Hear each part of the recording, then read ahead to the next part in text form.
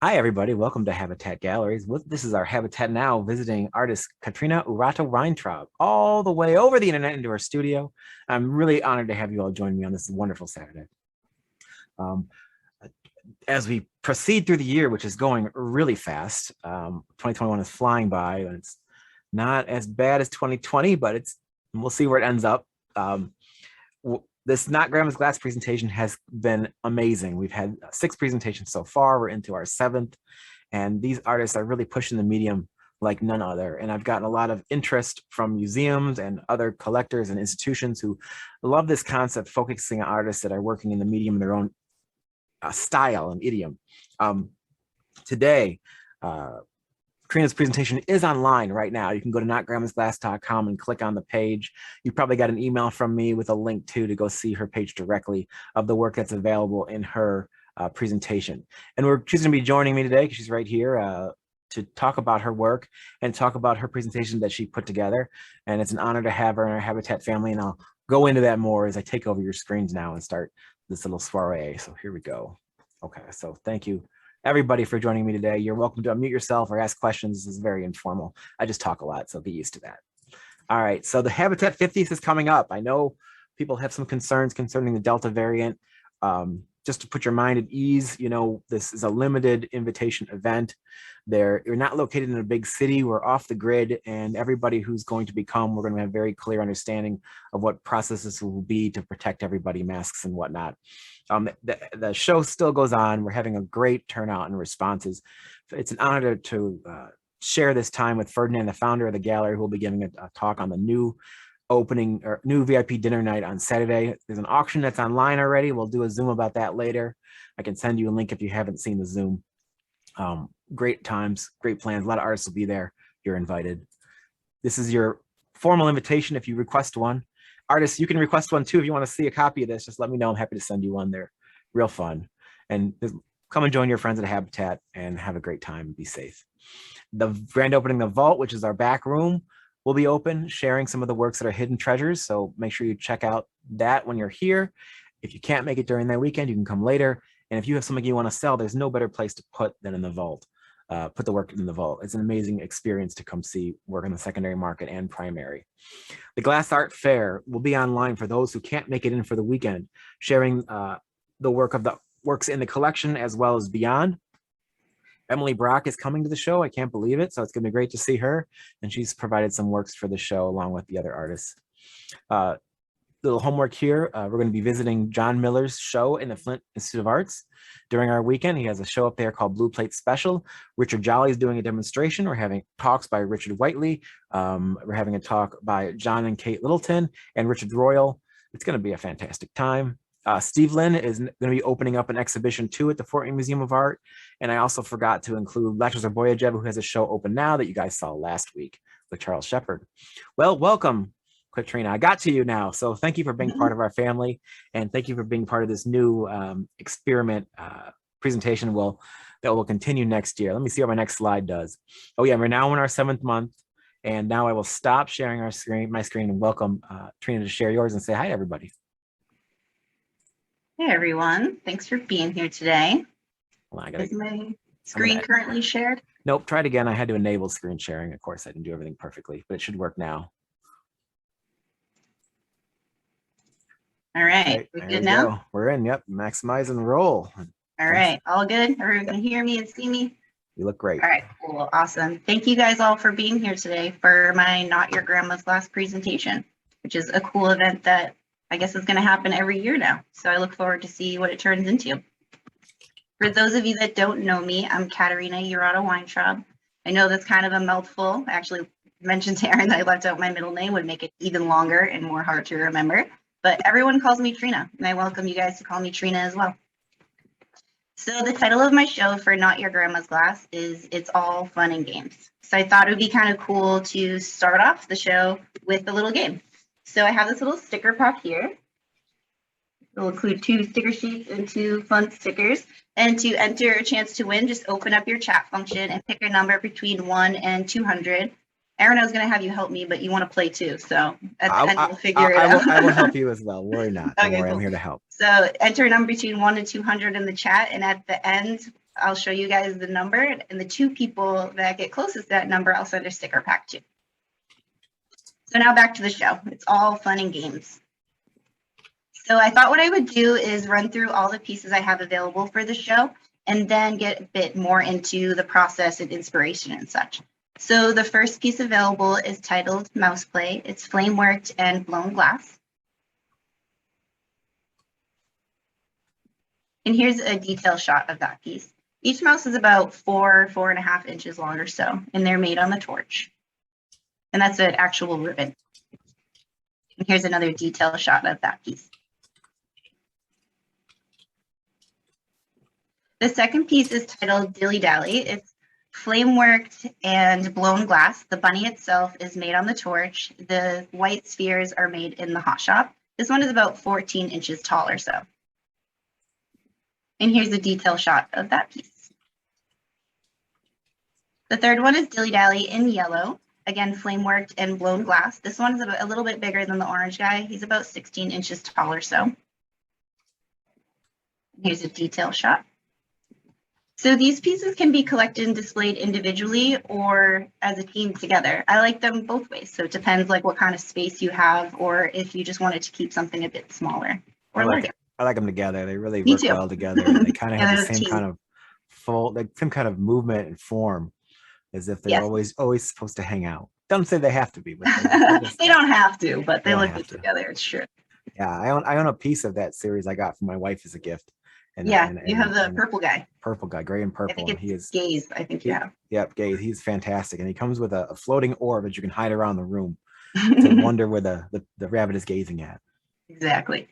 This is Party of 5 in pastel. It's flame worked and kiln cast glass on a metal base.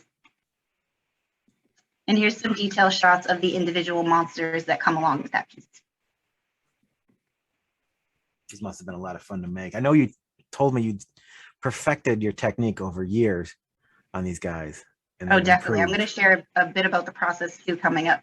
And I actually made a video that Aaron's going to show at the end as well. This is Confrontation. It's flame worked in kiln cast glass again. It's about 14 inches tall or so. And here's what that piece looks like without the puppets. And the puppets that come along with them. I call them fragile finger monsters. Right. I love this one. It's so silly.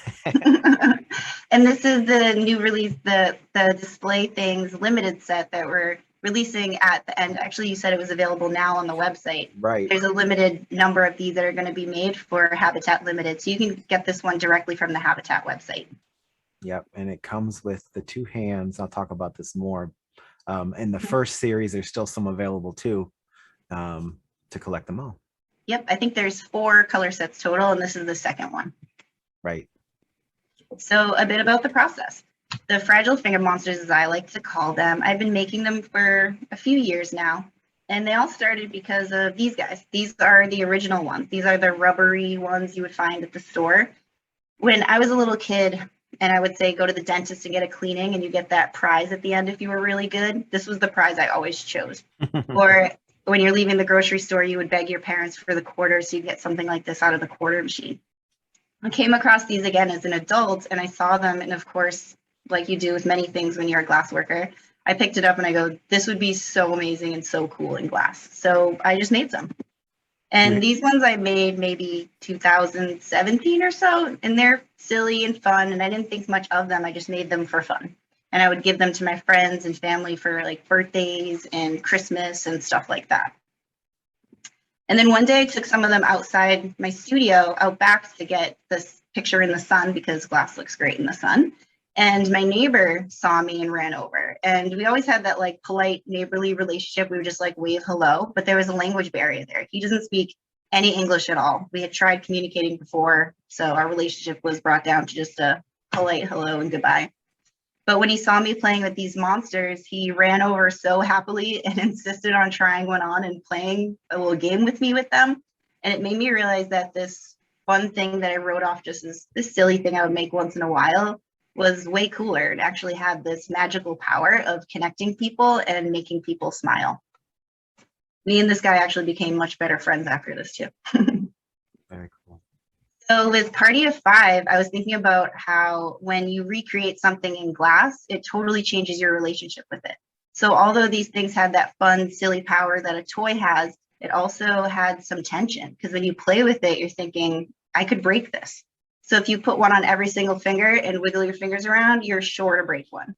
So I thought I want to recreate that moment in the tension that having them in glass does, but obviously in glass because the hand can't move.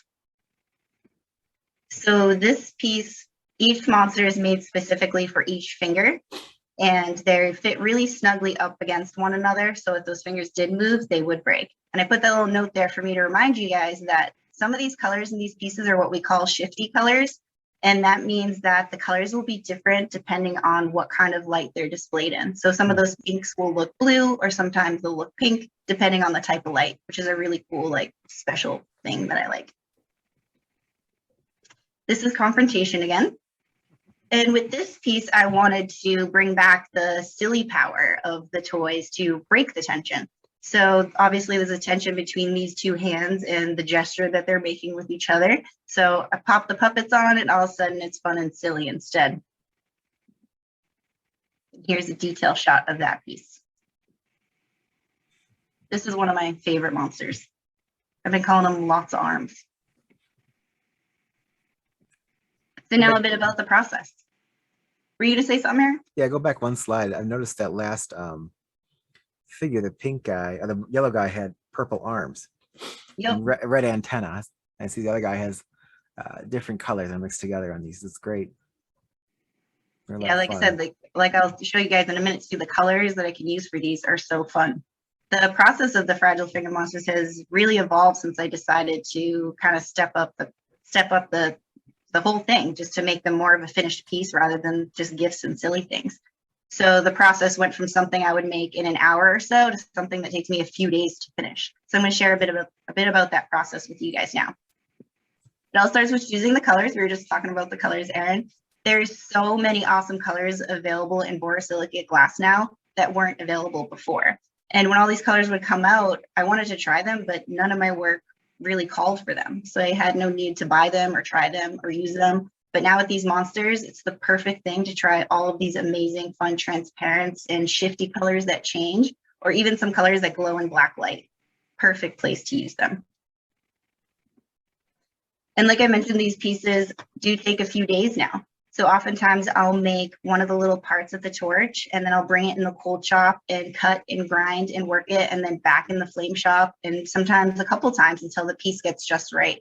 Here you can see in my hand is the little teeth where it has really sharp points. That's not something you could do with the torch. I had to make parts of it and bring it back to the cold shop. And I'm like a little monster dentist with my Dremel. That's right. And I'm often working on more than one monster at a time. This allows me to be efficient with my time, considering it takes so long to go back and forth between flame shop and cold shop with all the pieces. And it also allows me to mix and match the colors and try out all the fun new colors that are available. Once the pieces are all done and cold worked and ready to go, I can bring them right back to the torch to put everything back together. It's so important when I'm assembling these pieces to keep them hot, because even though they're so small, they're so time consuming. As I'm assembling the pieces, the glass really, really wants to crack where the parts connect, like where the mouth connects to the body or where that really tight texture along the body is. So I'd say about 50% of the time I'm working on them is spent just keeping them warm. The other 50% is actually spent sculpting and assembling.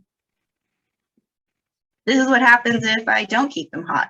They'll develop cracks and they'll break and they end up in my little crack off dish and in the trash, and they're all gone. So I've learned my lesson there, and I keep them nice and warm throughout the whole process, which is super fun when it's, 90-degree summer day, but it's okay.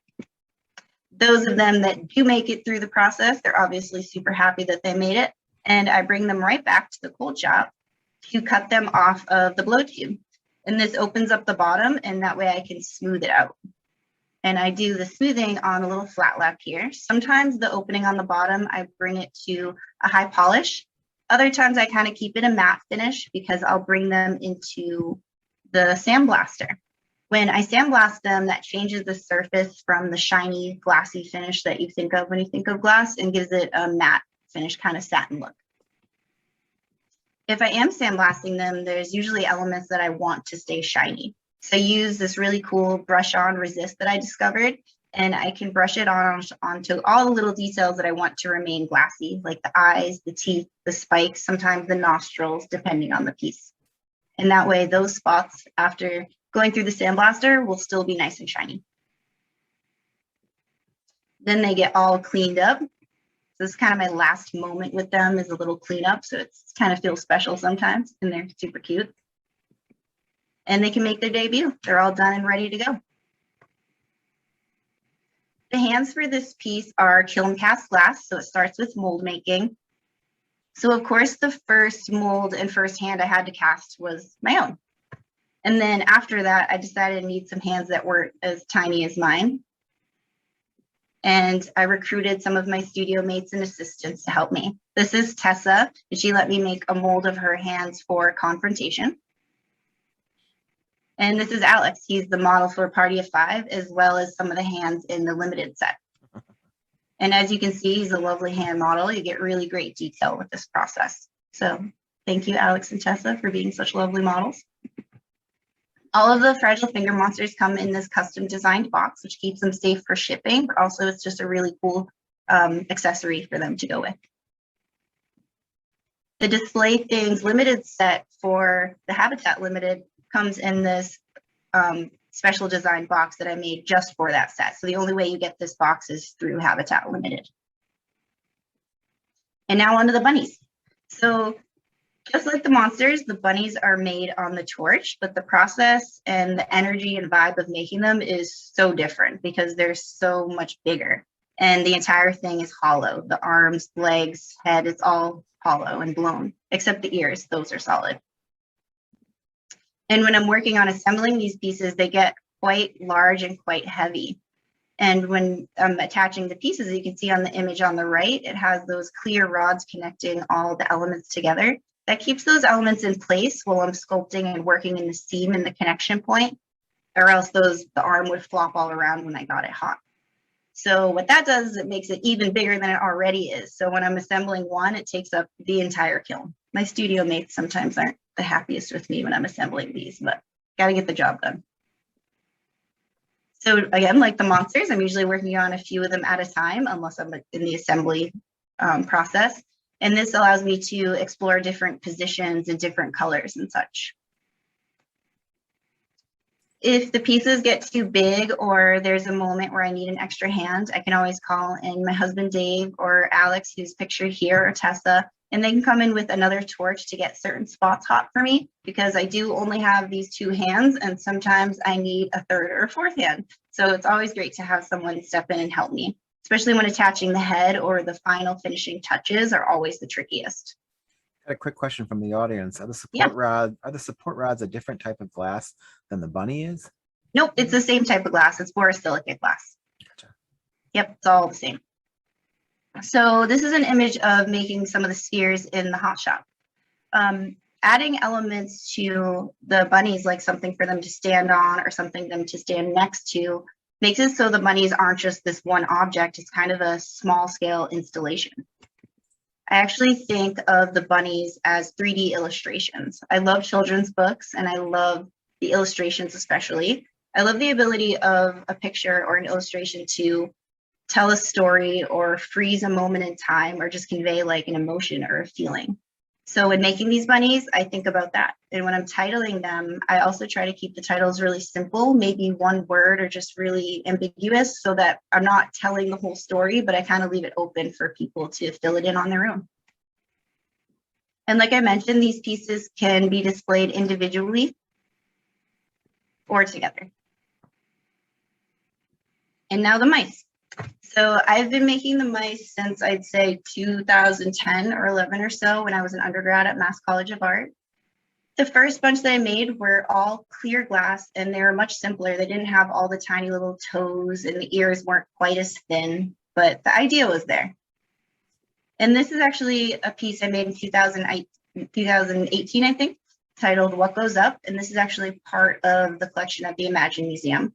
This piece was a remake from the original piece I made as an undergrad, where everything was clear, like I mentioned. The balloons were clear and the mice were clear. So people always ask me, like, why mice? What is it with you and mice? Why are you obsessed with them? Well, my very first pet as a kid, I was maybe 8 or 9 years old or so, was a little white mouse named Jerry. And as most of you know, I'm sure, mice don't live very long. They're often referred to as creatures of 1,000 days. So it didn't live very long. So my experience of losing my pet mouse, Jerry, was my very first experience with death, with love and loss. So this piece was a way for me to explore that, both my feelings around that, both as an adult and as a child. I've actually had quite a few more pet mice since then, both as a child and as an adult. I actually got some a few years ago when I started sculpting the mice again. I was like, you know what? I need a model. I need a real mouse to look at. So I adopted a couple pet mice, and I quickly realized that they are so amazing. They're so social, and they have individual little personalities. And the more time you spend with them, the more you get to know them. So I thought that was just a really special thing of connecting with a creature that you didn't expect to connect with. Usually you get a cat or a dog and you expect that to be the only kind of pet you would connect with, but I actually really connected with my pet mice. So this piece, Mouse Play, is a celebration of their life, a celebration of their playful individual personalities. You can see here, this one's all tangled up in the ribbon. I used to have so much fun, like rearranging the mouse cage and giving them new toys to play with and just watching them for hours. They were so fun.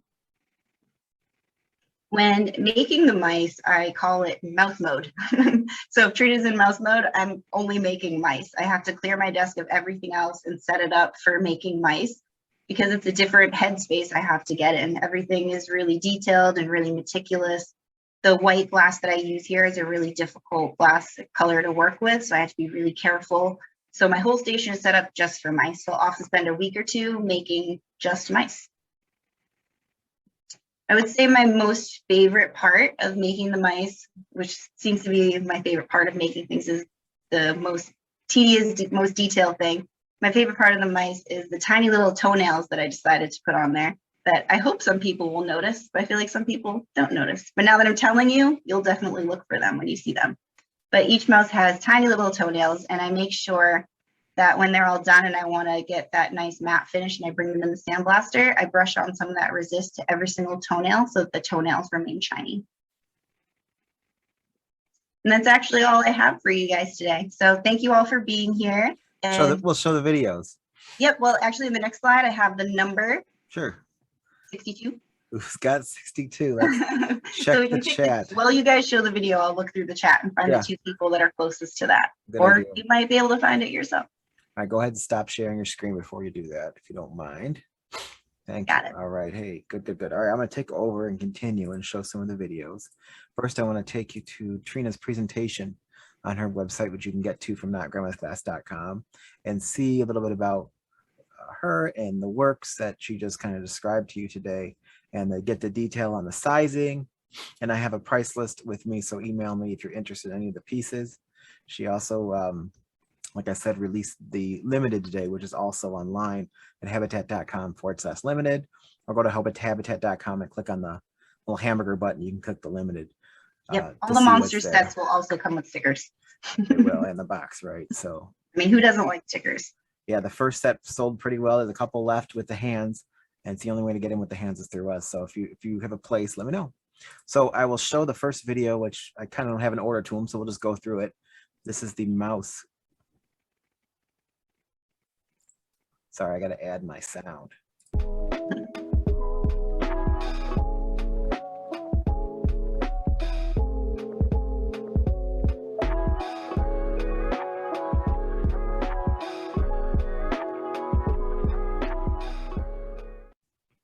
Very fun. All right, let me see if I can kick over to the next slide now in this presentation, which is what now? Let's see if it plays something.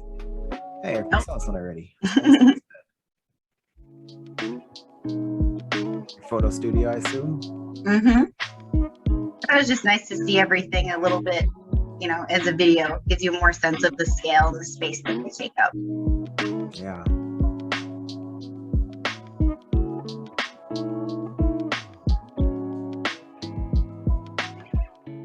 very substantial works. All right, Thanks. this next video, I believe, is a little longer one, which is This is a bit of the monster process. I had too much fun making this video. I hope you guys liked it. Do you want sound? Or you want to talk over it? Oh, it doesn't matter. Okay, it's pretty long. You probably should talk over it a little bit. It's about, I think it's under 2 minutes. Okay. I know you perfected the teeth over time. We've talked about that. So I take them into the cold shop and I'll grind each one away individually. So here you can see a bit about the assembly where I have to keep everything nice and warm. And the colors look so different when they're hot too. Yeah. Did you take the samples that you had, the real ones, to get inspiration for these? Yeah, absolutely. There's always a few of them on the desk. Some of them, you can see them there. There's the pink one. I've accidentally definitely melted them here and there. But that's okay. That's funny. There's a store down the street from my studio that sells them. So I usually go down there and I'll like replenish them. Oh, that's funny. Yeah, I was going to ask you. Sometimes when people visit my studio, I'll give them one to take home. We had these when I was a kid. And there was a food treat on the end of the other side. I already had the googly monster, the finger monster, a rod, and like a treat on the other side. Ooh, fun. You'll have memories. These are a little more elaborate than the ones I remember. Oh, definitely. And here you can see I'm painting on that resist really carefully. And then it takes a little time to dry, but it really does a great job of protecting those spots that I want to stay nice and shiny. Some real time goes into these. Yeah, definitely. After they sandblasted and I soak them in water, that resist just peels off really easily. And it's strangely a satisfying video to watch. Like this part is so satisfying to do. It's kind of gross though for some reason too, but contact lenses out. Yeah. That's fun. All right, great. Let me kick over to the next one. So, okay, this is the oh no. Here we go again. Second set, Habatat Limited is available. They're orange and pink. The first two, remind me, were blue and something, right? I think blue and green's the first set. With these ones, the bottom is brought to a high polish. I really wanted them to be as glassy as possible. Right. So I picked really glassy colors. I think when I made these, I ordered every single transparent color that there was and sampled them until I found these sets that I liked together. Right. So if you want to see the first video we did with Trina talking about these, it is on YouTube. Like we said, this orange and pink set is available now. Something very fun. The price is pretty well done. They're priced at $3,900 plus $8 shipping.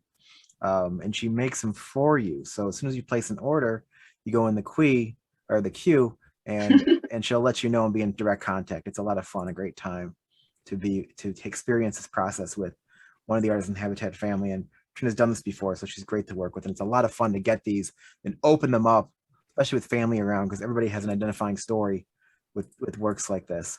So just as I was working on at the beginning, this little order now button that has been posted to Instagram. So thank you again, Trina. I'm going to stop sharing. I think we have another comment. Could be just a we have to pick the winners still. Oh yeah, let's take a look. What was the number? I forgot what it was already. 62. So let's take again. We got a 74. That might be the closest one. Chad Fonfera. Congratulations, Chad. You did it. Well, we got two sets. So what's the other closest number? All right. This is like math. I know. Who's good at math? Well, I think 101 might be the next closest number. Okay, cool. Everybody else was blowing up like me up to 200. Sweet. So you guys reach out to me and send me your shipping info and I'll send along your stickers. Yeah, or you can pass it over to me via email and I can send it off to you, whatever it makes easier. But thank you again, Trina. This was a lot of fun. I love learning about your process and learning how you torture your studio mates when you make your works. And I do own a small mouse as well. I got a year or so ago just for something for fun, and a piece of her work my wife owns. So someone we believe in here at the gallery, and we're honored to have her along with all the artists in the Not Grandma's Glass presentation. Next week, it's going to be something interesting if it comes together. There's going to be a jewelry display of artist Lucio Bobacco and another artist who's also named Caterina, who collaborated, and they have put together an amazing collection of work that we'll be taking a gander at. So make sure to join me next Saturday. And I hope that I see all your faces during our 50th here in the gallery. It's going to be a lot of fun. So thank you again for joining me, guys, and enjoy the rest of your day. And I'm always around if you need anything. Thank you, guys. Thank you. All right, guys, have a great weekend and see you all real soon. Bye.